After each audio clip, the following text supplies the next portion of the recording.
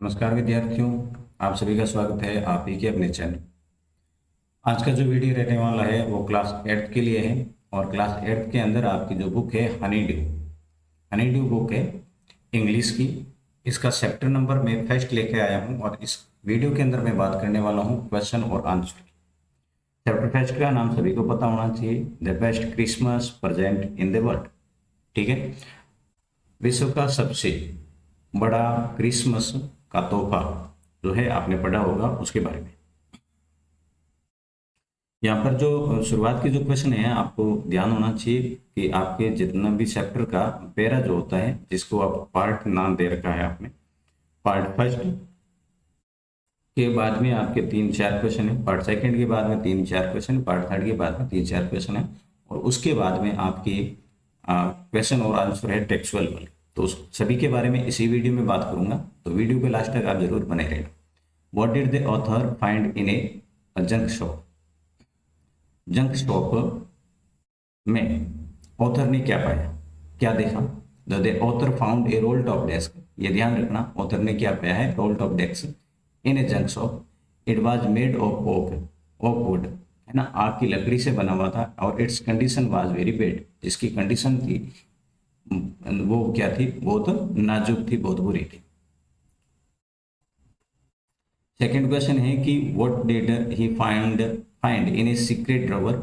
जो role top desk था उसका एक सीक्रेट ड्रॉवर था, है ना, गुप्त ड्रॉवर दराज था, उसके अंदर उसने क्या देखा?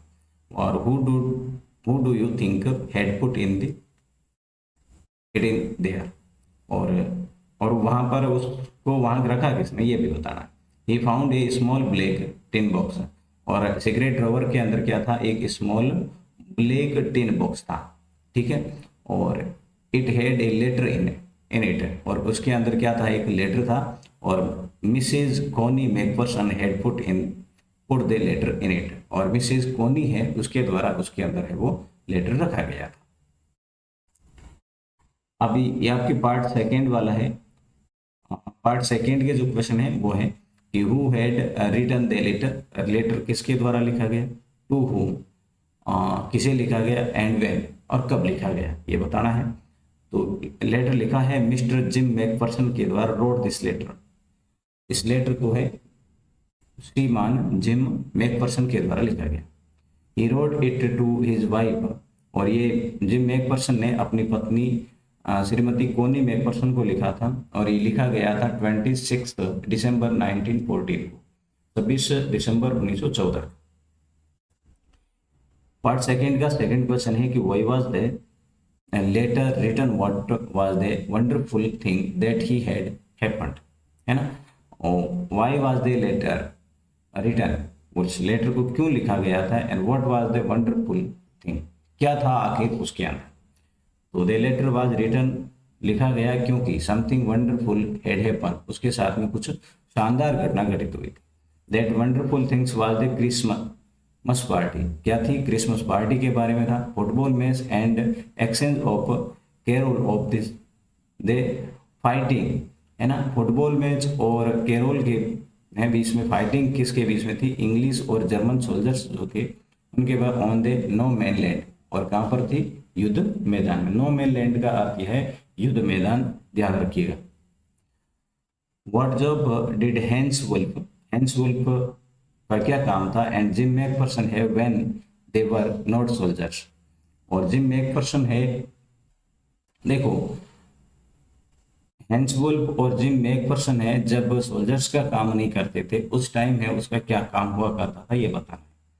When they were not soldier, जब वे सोल्जर्स नहीं हुआ करते थे, Hans Wolf used to play cello in a orchestra, देखो वो है एक वाद्य यंत्र है ऑर्केस्ट्रा, उसको बजाया करती थी कौन, Hans Wolf. And Jim McPherson जो है did the job of a school teacher, जब वो सोल्जर्स के रूप में नहीं होते थे तो वो कौन क्या किया करते थे, एक स्कूल टीचर थे।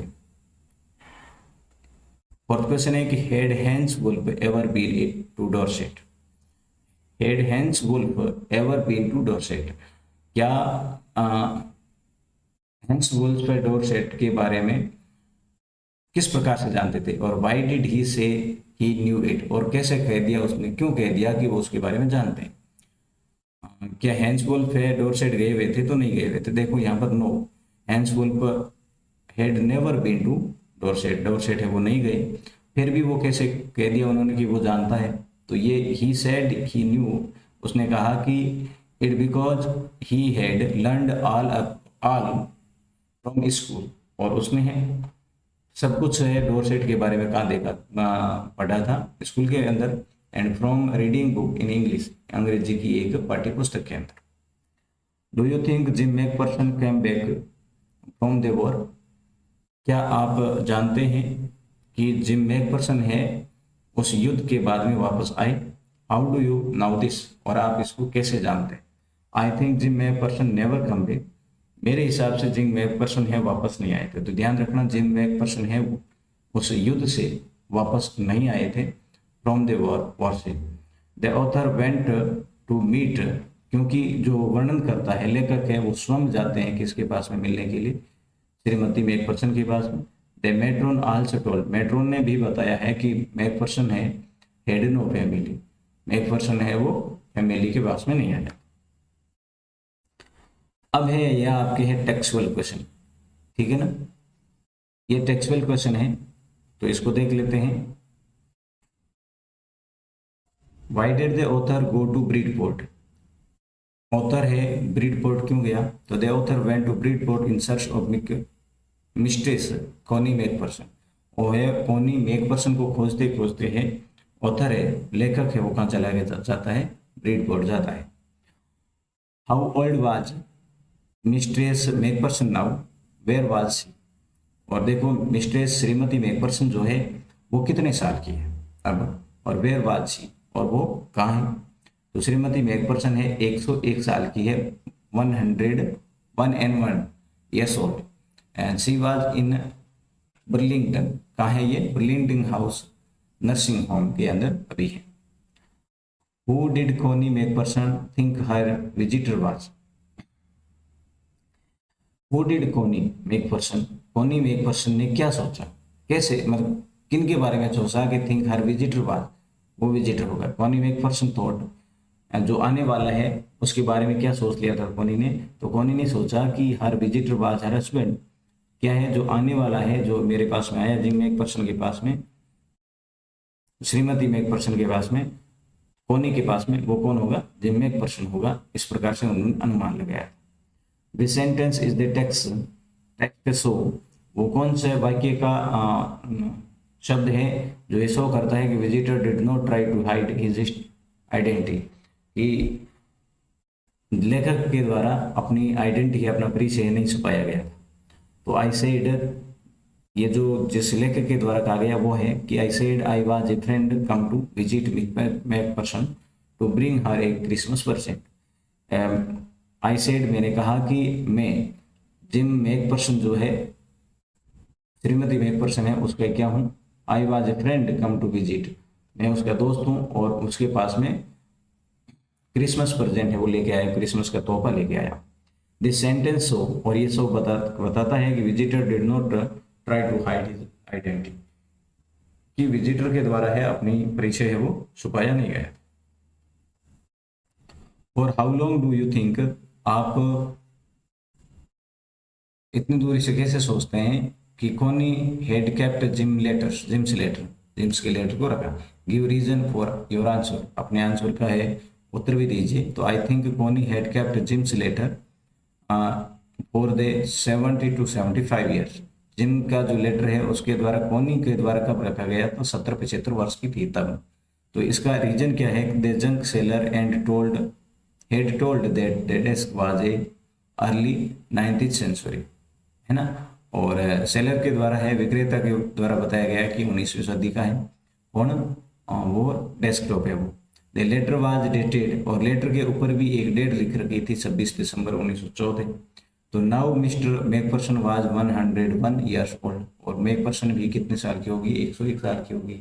इस प्रकार से अनुमान लगाया जाता है कि 75 साल की थी तब ये रखा गया।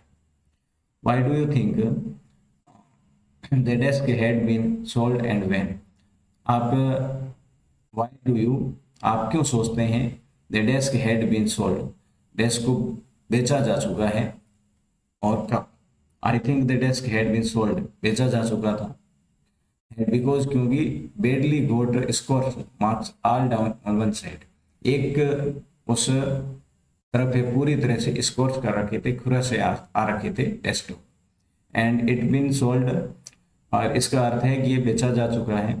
Mick West person left her house to live in a Burlington House nursing home.